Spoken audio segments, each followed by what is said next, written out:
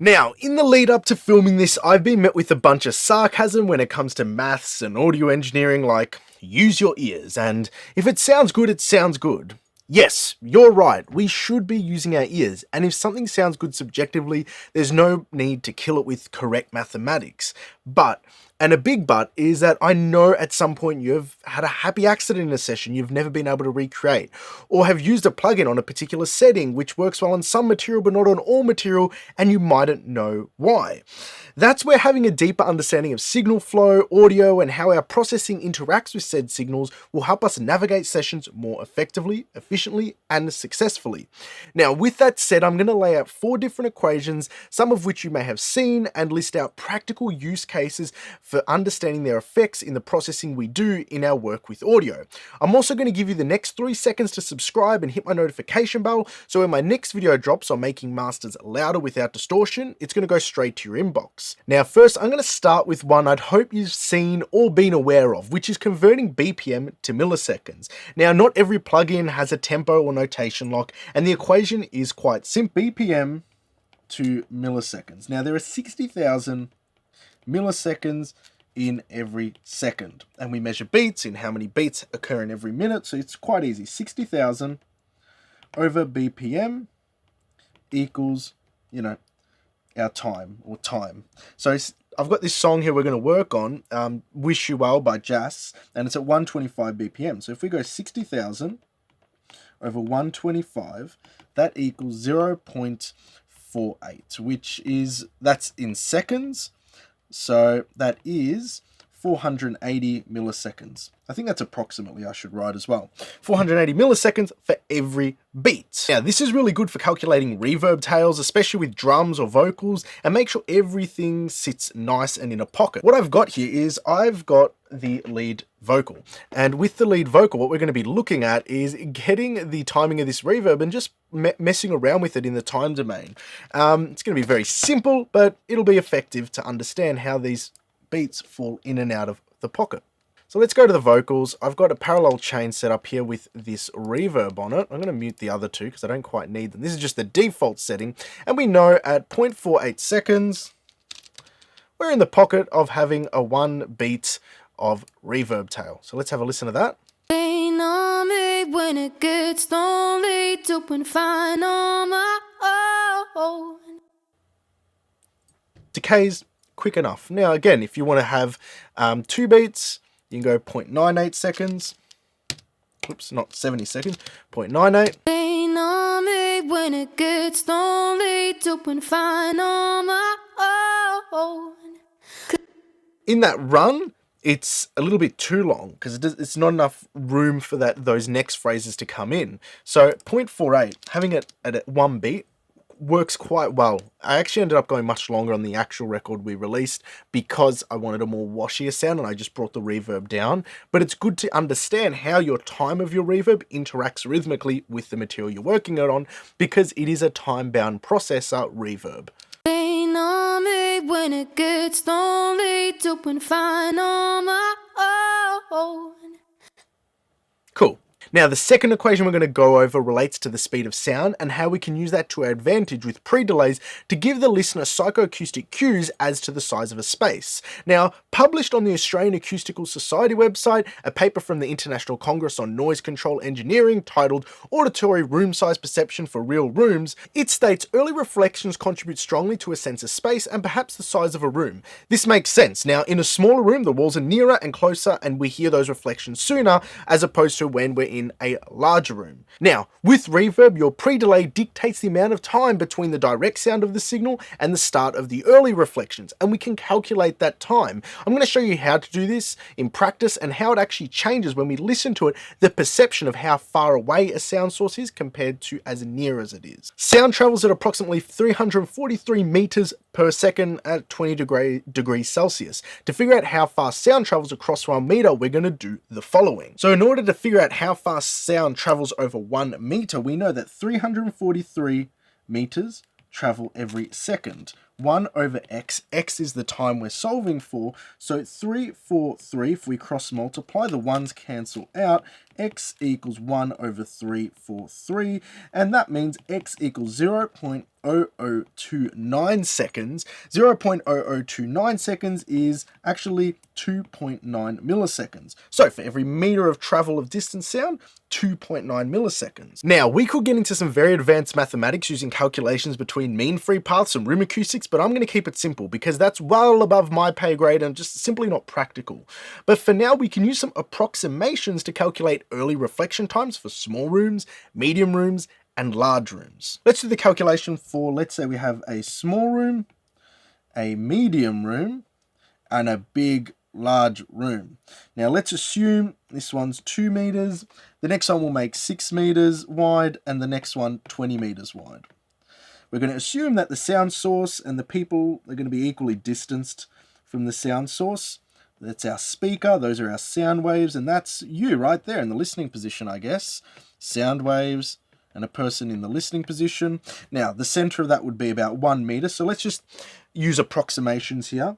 If sound, we'll use a different color, we'll use yellow to represent sound. If sound travels along these hypotenuse, approximately 1.5, each distance, that's 3 meters, the sound has to travel to go from the speaker to hit the wall to go back to the listener in a small room.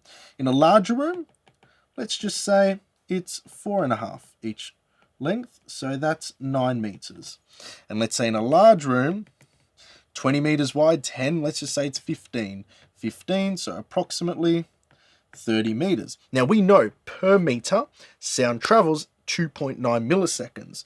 So 3 times 2.9 milliseconds equals 3 times 2.9, 8.7 milliseconds. And then we've got 9 times 2.9. I don't think I'm as advanced with my maths, like just off the top of my head, so I'm going to use a calculator. Where 26.1 milliseconds.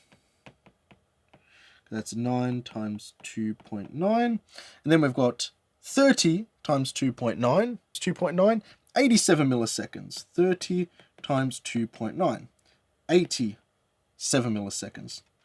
87 milliseconds. Okay, so these are time that it takes between that initial reflection to hit the listener between the direct sound source.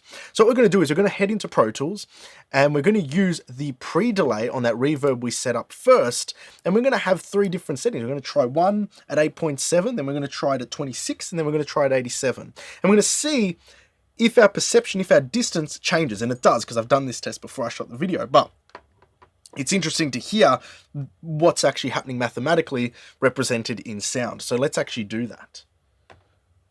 Get this, let's go. All right, so we've got the music here, and I'm just going to bring the reverb up slightly so we can hear a little bit more of it. Okay, and we'll start at 8.7 because that's our first sort of stopping point there. Lean on me when it gets lonely, to find on my own. 'Cause I can't be held back when now I'm finally. Lean on me when it gets lonely, to find on my own. 'Cause I can't be held back when now I'm finally. Lean on me when it gets lonely, to find on my own. 'Cause I can't be held back when now I'm finally. Lean on me. So we can see, especially going from that 87 seconds, the larger room, back to the 8.7 seconds, straight away, that perception changes. Those oral cues, those psychoacoustic cues, which our ears are used to understand the space we're in, completely switches up. So it's a simple equation. It gives you an indication of how to use pre-delay and also sort of what's realistic parameters to be working within based on the size of a room. Like a 200 millisecond delay would be, what would that be? How far would the sound have to travel in 200 milliseconds? Well, you would know that that would be 200 over 2.9 is 68 meters, okay? The nearest wall would have to be 68 meters or 34 meters away from the sound source, or that hypotenuse or that sound traveled would have to be roughly, it's a very big room. So yes, gives you an idea of how to use that pre-delay setting realistically. Next, we're going to go into the frequency domain, looking at frequencies to milliseconds. All right, so let's lay out frequency to milliseconds. I went a bit cursive there because it looks a bit more fancy. So 1000 hertz, 1000 cycles per second equals 1 millisecond. Now, the algebraic equation to break this down is simply frequency. Why did that go to rubber again? There we go. Frequency over 1 equals 1 over x, which means that 1000 over 1 equals 1 over x. Cross multiply 1000 equals 1, or 1000x equals 1, and x equals 1 over 1000. X equals 0.001, which is x equals 1 millisecond. Okay, that's the equation. Now, why is this so important? I use this for calculating the lowest fundamental frequency cycles ahead of dialing in compression. I want to remain where I want the compression to be as transparent as possible. I want to avoid harmonic distortions. Typically, I find whenever I compress faster than one full cycle of the lowest waveform, it produces asymmetry in the waveform, which introduces forms of harmonic distortion. Now, I'm going to show you this here. I've got this baseline, and it breaks up because that low fundamental is so damn low, it breaks up really quickly. All right, so we've got this baseline here. We're going to find the fundamental, do the equation, and then basically dial in the compression and compare fast compression versus calculated compression as to how clean and transparent we can get this compression to sound like. So first, let's have a listen to this bass.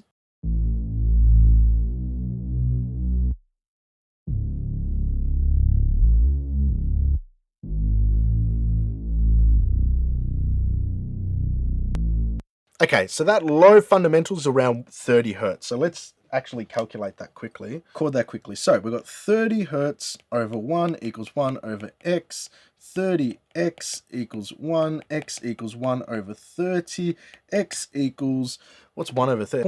0.033. Okay, equals 0.033.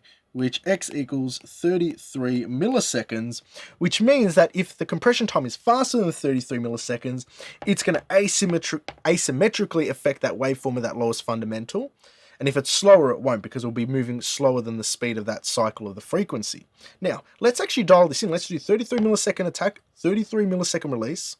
Then we'll do a B version where we've got 10 millisecond attack, 10 millisecond release.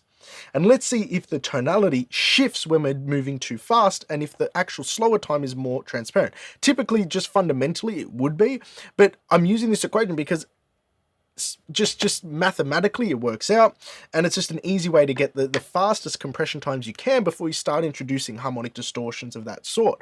So let's actually have a look at this. Let's get this playing.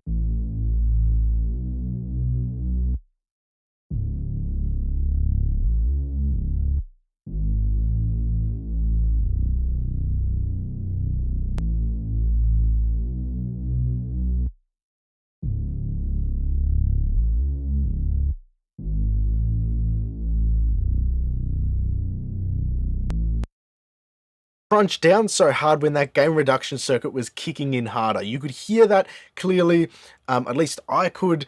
It's a much more subtle use for equations with engineering, but it's just one fun one that I thought I'd throw out there for you guys to consider. I've got a full-term video on advanced time domain calculations where I actually use the capacitor times in terms of the charge and discharge times to get a little bit more in the nitty-gritty of how we calculate this. But nonetheless, this is just a little sneak peek. I actually share a lot more about mastering specifically for EDM producers in my Mastering for Producers course. So if you're an EDM producer, it will give you an opportunity to learn real practical skills, helping you create the masters I know you're capable of. And I know you're capable of them because I've been connecting and listening to other engineers and other producers who are subscribers of this channel and students of the course, and it's been mind-boggling to hear what people are doing with some applied knowledge. That's why I created the course to begin with, to help create an impact. I've looked across the internet and there's a lot of courses out there that'll teach interesting techniques using certain processes or systems which will speed up your workflow, and that's fun, but it's not going to help you have the knowledge and understanding to create the best masters possible. Or there are classes where you sit like a fly on the wall, and whilst everything looks and sounds great, you never even learned the basics on how to get started. Because I'm a practicing mastering engineer doing this day in, day out, I get to give you guys the best understanding of what it takes from start to end and detail each process needed to create a great sounding master. So guys, there's a link in the description below. Feel free to check it out. Ping me a message if you have any questions, and in the meantime, take care.